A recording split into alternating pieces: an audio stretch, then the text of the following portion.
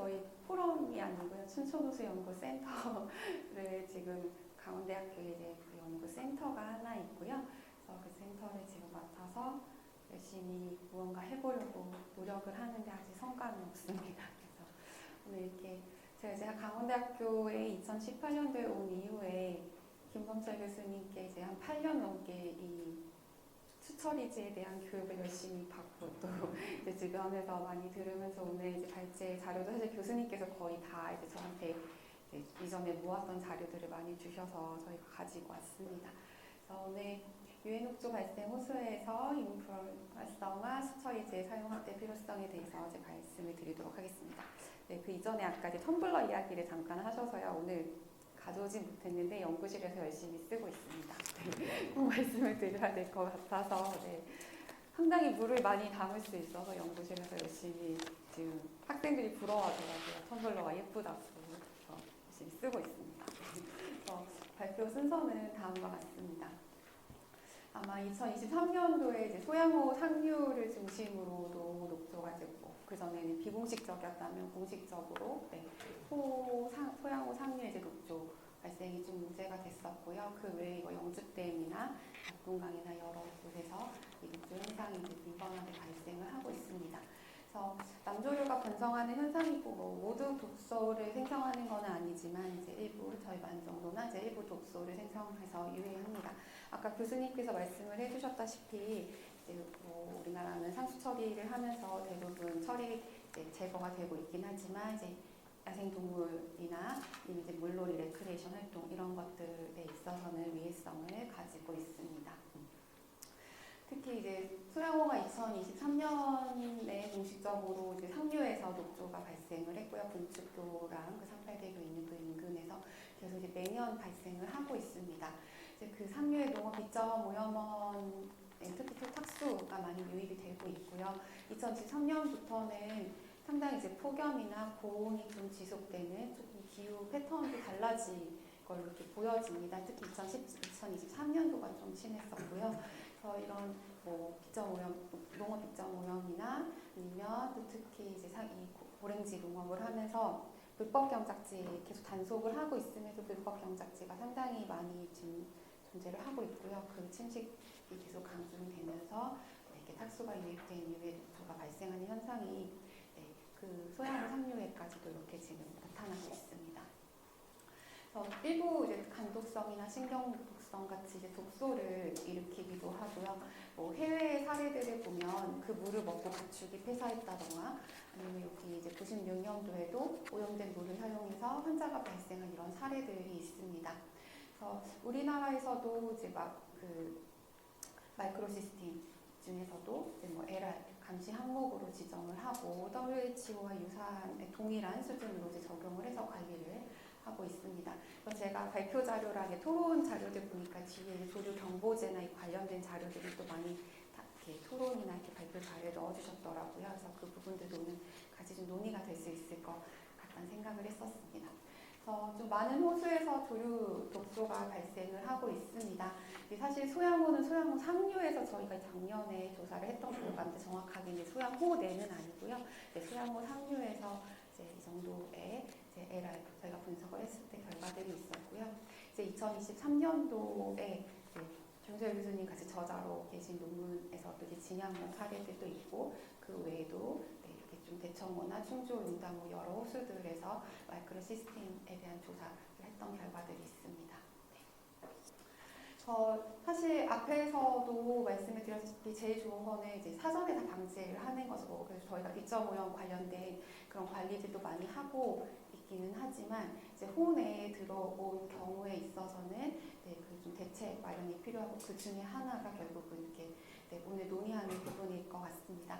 그래서 이제 교수님께서도 앞서 처음에 시작하실 때 말씀을 해주셨지만 미국 EPA 여러 보고서들에서도 보면 이제 호수의 수질 개선 대책으로 제시가 되고 있습니다. 다음과 같이 이제 가이드 매뉴얼을 통해서도 처리에 대한 부분들 그리고 오랜 기간 동안에 처리했을 때 어떤 효율에 대한 부분들을 좀 제시를 하고 있습니다. 호수 내 이렇게 알럼에 대한 사용을 권장을 하고 있고요. 또 이제 유해 녹조 그 남조류를 이제 뭐 방치하는 것보다는 좀 사전에 예방해야 된다라는 이런 좀 권고 사항들이 많이 제시가 이제 되어 있습니다. 알럼을 먼저 보시면요, 사실 이제 대부분 저희가 이제 부유물질들이 많이 아까 이제 토사 유입을 많이 이야기를 드렸는데요. 이 부유물질들이 이제 유입이 되면 이제 서로 그러니까 침강의 속도가 상당히 느리고 이제 부유 상태로 호수 내에서 이제 존재하게 됩니다. 근데 이제 이 인과 그다음에 이제 그 알럼이 서로 결합을 하면 이제 불용성 인이 이제 침전을 하게 되고요. 어찌 보면 이제 인이 뒤에서도 말씀을 드리겠지만 가장 그 중요한 인자이죠. 그래서 조류의 먹이를 좀 제거하는 이런 효과가 있습니다. 그래서 이 알루미늄 응집제를 넣으면 입자가 이제 모여지고 또 빠르게 침강을 하는 이런 효과를 저희가 볼 수가 있습니다. 우리나라는 이미 이제 제한 요인입니다. 그래서 인을 제거를 하는 부분이 결국은 조류를 좀 사전에 예방을 할 수 있는 그런 예방할 수 있다라고 볼 수 있을 텐데요. 여러 결과들을 보면 조류 밀도는 인 농도에 비례를 하고 또 TP 농도와 뭐 클로로필이나 아니면 이제 TP 농도와 어떤 녹조에 대한 연관성들은 많이 연구가 되어 왔습니다. 그래서 뭐 인의 농도가 낮아도 당연히 남조류가 출현할 수 있는 조건이 있을 수 있지만 대부분 이제 인의 농도에 비례를 하고 있기 때문에 이제 인을 저감한 만큼 조류가 감소를 합니다. 물론 인의 유입을 막는 것도 중요합니다. 그래서 하지만 이제 인의 유입 자체를 인이 이제 유입된 이후에는 호 내에서는 이런 좀 제거할 수 있는 알럼이나 수처리제에 대한 어떤 적용성을 계속 저희가 좀 볼 필요가 있습니다.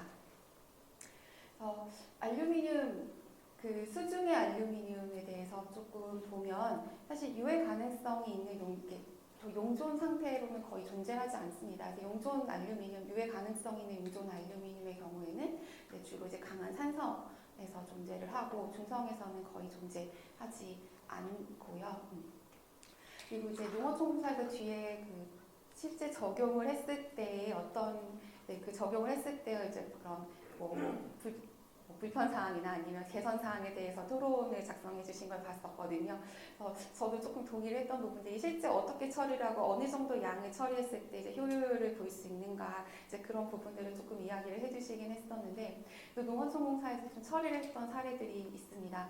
사실 저희도 학교에 연적지라는 조그만 연못이 있어서 거기서 처리를 좀 시도를 했었던 적이 있는데요. 저희가 이제 논문으로 공식적으로 발표를 한 자료는 아니어서 오늘 이제 그 자료는 가지고 오진 않았고요.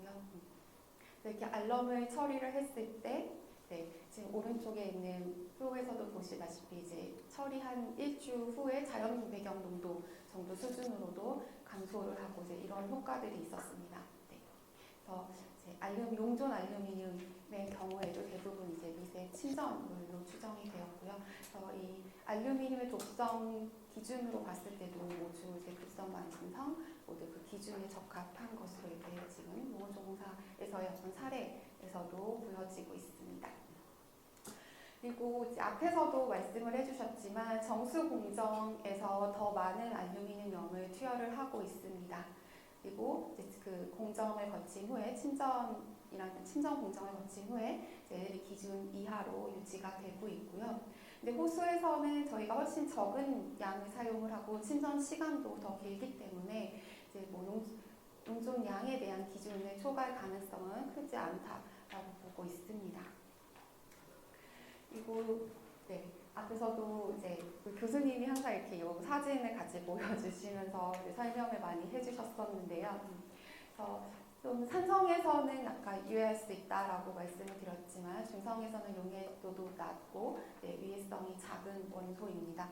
그래서 아까 이제 EPA나 여러 미국에서 호수 관리에 있어서 그 응집제로 사용을 하고 있고요. 실제 하수 처리를 할 때 이제 인 제거에도 사용을 하고 있습니다.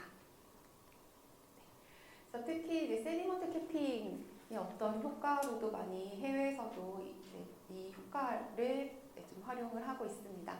그래서 저질 표면을 도포를 하게 되고 이제 얘네들이 인이 이제 용출되는 거를 억제를 하기 때문에 인의 용출을 막아서 좀 부영양화를 억제시키는 이런 캐핑 효과도 동시에 좀 활용을 하고 있습니다.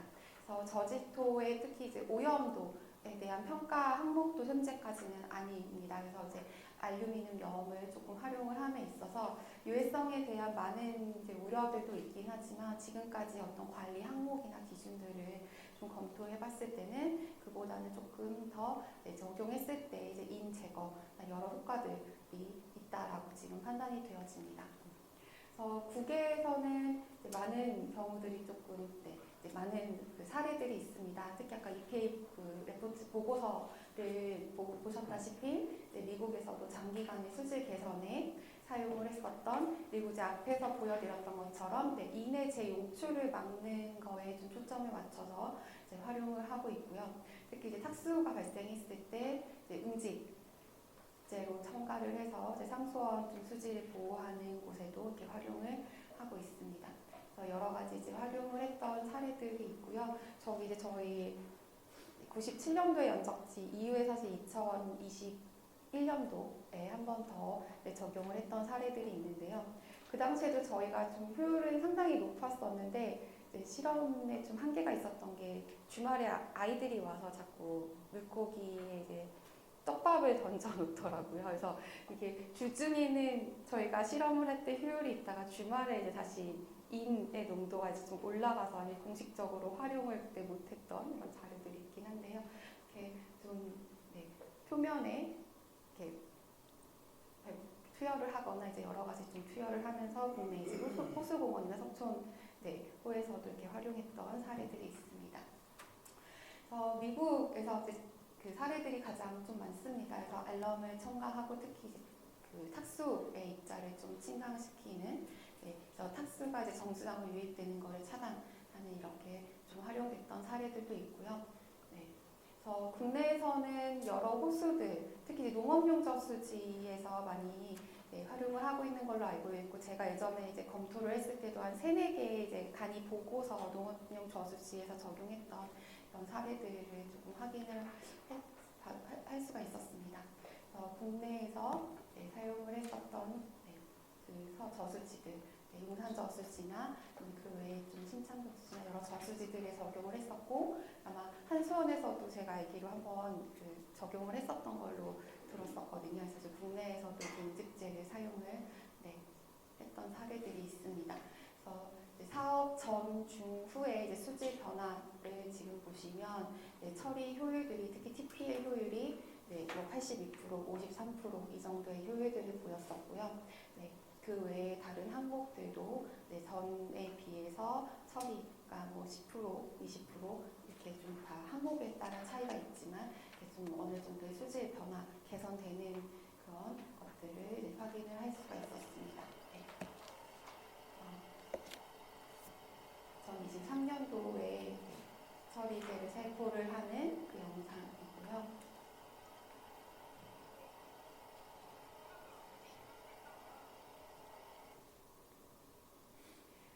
석촌호수에서도 95년도, 96년도에 이제 좀 처리를 했었던 사례가 있습니다.